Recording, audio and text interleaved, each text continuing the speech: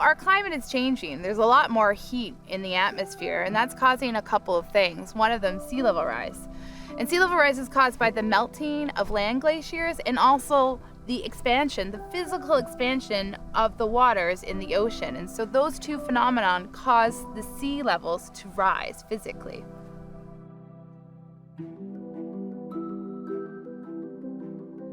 For us, a concern in the fall is hurricanes coming in the Atlantic Ocean. And those events seem to be occurring bigger. The categories are greater. With the ice melt and the water temperature from the oceans rising, it creates sort of this engine or fuel for these storms and to fuel them and make them bigger and greater and more destructive. Now, every year, you can just turn on the news and you're going to see one big hurricane basically hit someone along the Atlantic coast from, Florida right up to, Newfoundland. Sea level rise isn't uniform around the world. It's kind of a function of, the geography, your exposure to wind and waves, and also is the land sinking. And we're expecting about 50 centimeters by 2050, 100 centimeters by 2100, and then another 100 centimeters, so 2 meters by 2200. We need to make room for the beach and the salt marshes to grow as sea levels expand over time.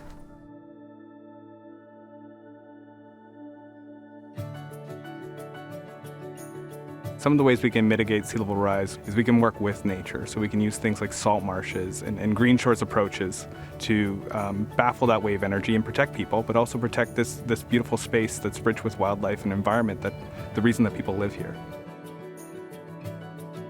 One of the most important values of salt marshes and all wetlands is that they act as a sponge on the landscape. So during storm surges or as we see increased sea level rise, they're able to absorb that extra wave action and that extra tidal action and extra ocean as it rises basically on our landscape. So the salt marshes really act as a buffer against these changing tides and these changing times. We are experts in science. We use science-based decision-making, and we're experts in conservation. And so we have a team of engineers and biologists that work together to manage water. We've been doing this since the last drought. So we're here to protect those natural solutions to climate change. The science is clear. We need to do something because this is where we live, and we've caused this problem. It's climate change, and we have to respond.